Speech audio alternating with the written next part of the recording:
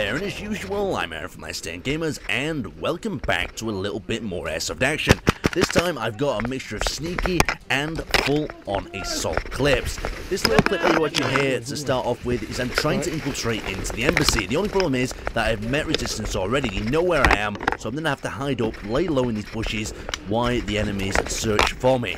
And if I wait long enough, I should be able to hide up. So I'm just going to tuck myself here into the shrubs and begin the waiting game while the enemies search for me.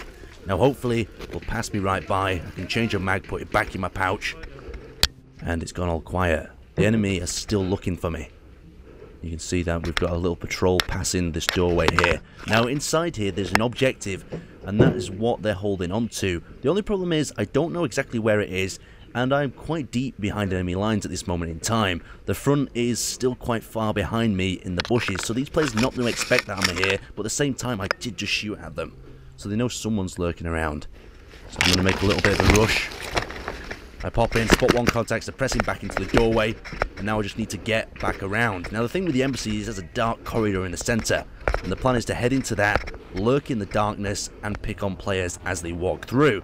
At the same time, I'm looking for that objective. That is some sort of ammo canister or something similar like that. I don't really want to be using my flashlight in here though, I don't want to give myself away. Now I have to say, these dark rooms make some amazing knife kills, but at the same time, you can't really get much showing up on the camera, so that's a little bit annoying at the same time as well. The objective just doesn't seem to be in these rooms, and I'm listening and there's not much movement happening in the whole of this building. The enemies must have retaken the objective and relocated it back to their respawn point to capture it. Now I've got one or two options here, and I think I'm going to set up a little bit of an ambush. I can hear some footsteps. Some pellets are being kicked out of the way. There's some debris being moved to the left side of this wall. I'll shut up while you listen.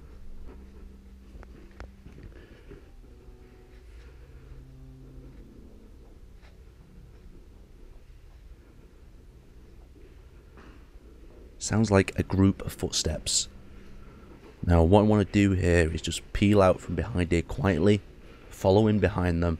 I'm not going to get fancy, I'm not going to try to knife them or anything. I'm just going to make a count on how many players there are here and then frag them. I open my pouch up, slight noise of Velcro, they're still not aware of me and I'm making a lot of noise now. Post the grenade through the door, goes off, 4 players down. Now the sad part about this situation is as I head back out of this room to rejoin the front line, ceasefire is called and the game is over. But it was very good and very sneaky fun. Now moving on to the next situation, we're at a bit of a stalemate in this building. The other side? We've got one teammate on this side who's locking down this corridor, but he's got contacts on the left and right side. And the enemy team are very confused at the moment, they're not sure who's friendly and who's enemy in this building. So I'm going to try to use that to my advantage.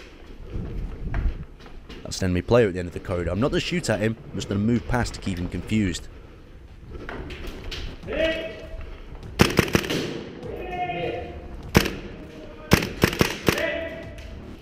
Two enemy players taken out, managing to clip his finger, clearing into the corner because you never know if they've got another guy lurking. Oh, you would be surprised how many people have shot me from hiding in cupboards, mate. Now, running through my head is a number of different plans for different sort of situations here. I know that enemy player's on the other side, but it might be more fun to try to confuse him and just make a friendly fire incident happen between his own teammates. So the plan here is to come up and check that he's not a friendly player. I've still got my teammate on the other side, so I don't want to shoot him by mistake in case he took this guy out. So I'm going to colour call.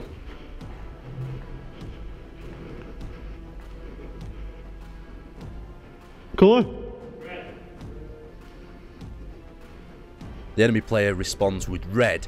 I'm not going to shoot at him and I'm not going to respond to his colour call. I'm just going to leave the area and let that guy be extremely confused about what exactly is happening. I need to get upstairs, work another angle on him, and take out some of these other players while this confusion's going on, and it's giving me a bit of access to the rest of the building. This corridor is absolutely horrible. Each one of them windows has access points from up above and below that you can be shot from. There's the staircase. We've got one guy's arm I can see clipping around. Hit him and move him up. The thing about the 416 is very accurate with this holographic sight on. And I was very pleased when I was pulling off some really nice tight shots in these CQB situations. Sometimes all you can see is their fingers, and that's what you're going to have to hit. Clearing left, clearing right. And since these buildings are based on a military barracks sort of system, each one of them is quite uniform. You can expect the same in each one, so you can clear it in a similar sort of manner. Now I can hear some movement coming from these bushes down below. And I check it, it's just them players that are shot in the building below. They're just walking out back to the respawn point, nothing to worry about. I've got a little bit of a situation now. I've got 30 rounds in this magazine, and I've not really been counting my rounds so far, how many I used in that previous engagement. Looking back on it, it looked like I used 7, 8 rounds, and I had to labour my fire to keep the guys oppressed. But I really do need to go with a mag change. I'm going to sweep into the right, and this room, or the next room on, should give me access to shoot into the backs of the advancing red players. The only problem is, there's red players in this building too.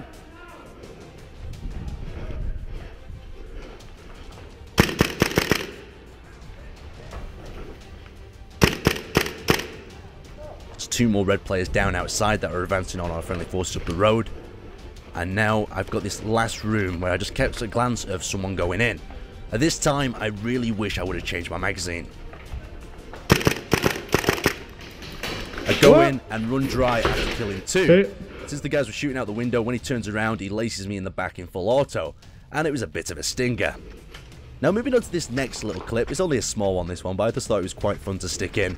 This was a little bit of a grenade clearance job with the 416 inside the embassy once again. 1 player down. Now I've just got to check to see if he's got any friends. Colour! A colour check, make sure there's no friendlies in there, so when I pop this frag, none of them are going to die.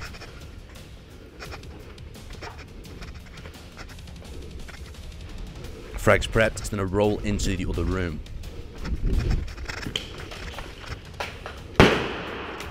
Frag goes off, nothing happens. Some enemy players seem to be advancing on that doorway across the way though. I've got 1 more grenade and I'm going to have to use that to get across this situation here. The pellets actually bouncing off the wood. They're not in.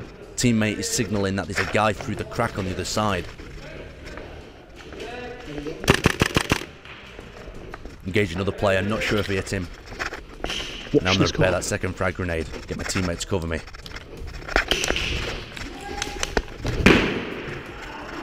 That's 3 players down, and I get shot by a 3rd that's outside of the window.